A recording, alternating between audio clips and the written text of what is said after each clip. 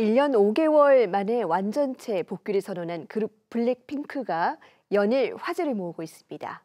세 번째 월드 투어를 예고하는가 하면 멤버들 각자도 왕성한 활동을 이어가고 있는데요. 이 K-팝 산업의 또 다른 한 획을 그을 수 있을지 동아방송예술대학의 심희철 교수와 자세한 이야기 나눠보겠습니다. 교수님 어서 오세요. 네, 안녕하세요. 네, 지난해부터 이 개별 활동을 이어오던 블랙핑크 멤버들이 또 올해 월드 투어 활동 계획을 발표했네요. 네, 그렇습니다. 2025 블랙핑크 월드 투어 청사진이 드디어 공개되었는데요. 이번 콘서트는 한마디로 K-팝 걸그룹 최대 규모이면서 2023년 자신들의 이전 공연 규모를 뛰어넘는 역대급 스케일이라는 점에서 블랙핑크 제2의 전성시대가 도래했다. 네, 이런 평가를 받고 있습니다. 네, 벌써부터 많은 기대를 모으고 있는데 그런데 최근 이 YG와 블랙핑크는 전속 계약이 끝나지 않았습니까? 작년부터 사실상 개별 활동을 해왔던 것 같은데요. 네, 그렇습니다. 2023년을 끝으로 사실 공식적인 YG와의 전속 계약 끝이 났는데요. 그런데 이제 작년부터 이른바 따로 또 같이 전략을 펼치고 있어요. 이제 이 전략이 어떤 전략이냐면 개인 활동은 각자 소속사에서 자유롭게 하면서 이제 월드 투어죠. 이 완전체 활동 YG와 함께하는 게 투 트랙 전략을 펼치고 있는데 그래서 지금 현재 블랙핑크 멤버 4명 모두 다 개인 활동 굉장히 이제 왕성하게 하고 있지 않습니까? 그래서 이번 월드 투어는 4기통 엔진의 화력을 가득 채우고 출항하는 아주 성공적인 순항이 되지 않을까 이렇게 예상을 합니다. 네, 또 이 월드 투어가 K-팝 걸그룹 사상 최초라는 수식어를 많이 달고 있는 것 같더라고요. 어떤 무대가 기다리고 있을까요?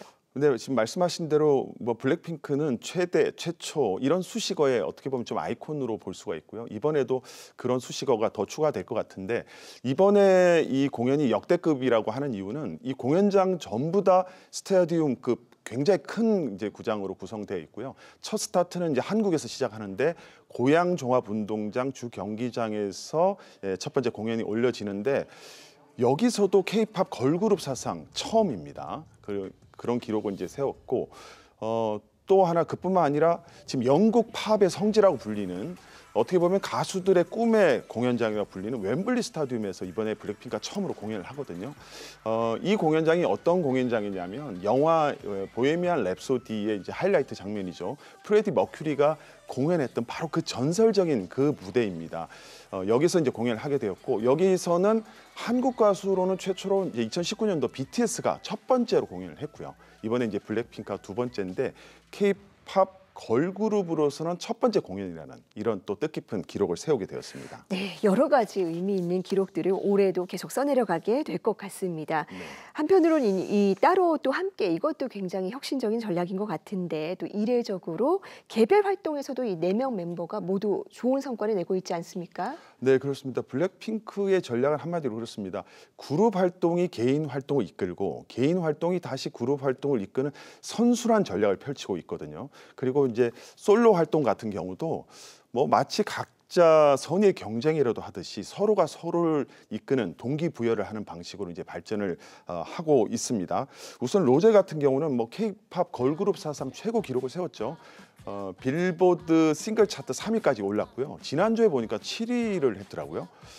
그러니까 되짚어 보니까 18주 연속으로 지금 빌보드 10위권은 머무르고 있으니까 계속 지금 대기록을 세워가고 있다고 볼 수가 있고 제니도 작년 10월에 이미 빌보드 싱글 차트에 올랐습니다. 그래서 4명 중에 어떻게 보면 가장 먼저 솔로 활동에 안착을 했는데 때마침 이번 주에도 첫 싱글 또 정규 앨범이 발매가 될 예정이라서 또 기대를 모으고 있습니다.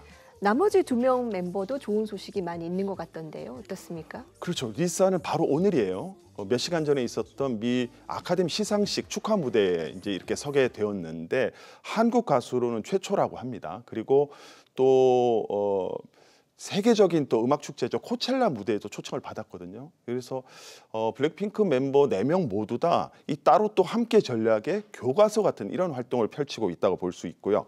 지수는 연기와 가수 두 마리 토끼를 잡고 있습니다. 우선 이제 가수로서는 지난주에 앨범이 발매되고 나서 빌보드 월드 디지털 송 세일즈 이 부분에서 1위를 차지했고 또 연기로서는 지금 영화 OTT 드라마 연이어 계속 지금 출연을 하고 있으면서 경력을 쌓아가고 있는데 뭐 일각에서는 최근에 또 연기력 논란 잠시 있었어요. 그런데 저는 뭐 크게 개의치 않아도 된다고 생각하는 것이 뭐 보통 가수들이 연기자로 전환했을 때 연기력 논란을 겪게 돼요. 그러니까 뭐 당대의 드라마 섭외 순위 1순위로 인기를 누렸던 가수 출신 성률이나 윤은혜 같은 경우도 이런 논란을 항상 이제 극복을 하고 성장통을 겪었고 또 수많은 가수 선배들이 이런 과정을 겪었기 때문에 지수의 지금 성장 속도로 봤을 때는 연기자로서도 굉장히 성공할 것으로 저는 보고 있습니다. 네, 빠른 성장 속도를 보여주고 있는 것 같습니다. 그런데 이렇게 전속 계약이 끝나고도 한 사람도 모자람 없이 개별 활동을 굉장히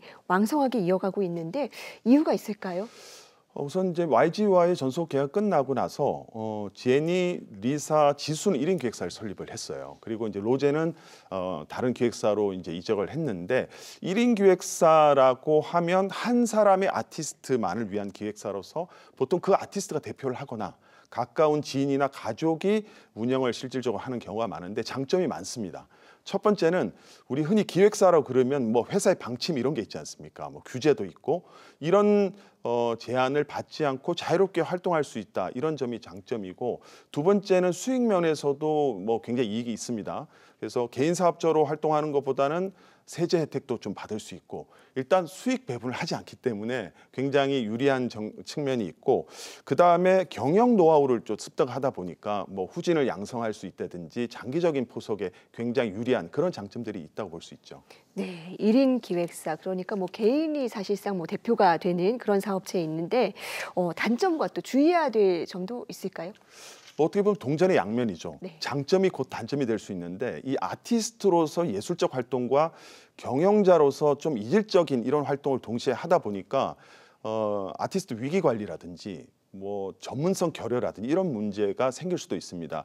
실제 이제 블랙핑크 멤버들도 1인 기획사를 설립한 이후에 몇 가지 조금 부정적인 이슈들이 좀 있으면서 이런 지적들이 좀 있었거든요. 그런 문제가 있었고 또 하나는 가족 경영과 관련된 부분인데 실제 이제 블랙핑크 멤버들도 가족들이 경영에 참여하는 경우가 많이 있습니다. 그런데 뭐 가족 경영 자체의 문제점은 없어요. 왜냐하면 1인 기획사의 특성상 뭐 금전적인 부분이라든지 굉장히 신뢰를 쌓아야 될 부분이 있기 때문에 가족만큼 좋은 파트너는 없다고 생각을 합니다. 그러나 사실 몇 년 전에 뭐 박송 씨 사건도 있었고 최근에 뭐 몇몇 사건들을 보면 이런 좀 불미스러운 일들이 좀 많이 있었어요. 그래서 아티스트 관리라든지 또 전문성 부분에 있어서 어떤 좀 문제점들이 많이 드러나서 차후에 이제 스타들이 1인 기획사를 설립할 때 이런 전문성 또 리스크 관리 이런 보완점들도 충분히 고려하고 설립하는 것이 중요하지 않을까 생각합니다. 네, 여러모로 또 K-팝 역사에서 의미 있는 행보를 이어가고 있는데요. 따로 또 같이라는 혁신적인 전략으로 다양한 활동을 예고하고 있는 이 블랙핑크 제2의 전성기는 어떤 모습일지 기대가 됩니다. 교수님 오늘 말씀 잘 들었습니다. 네, 감사합니다.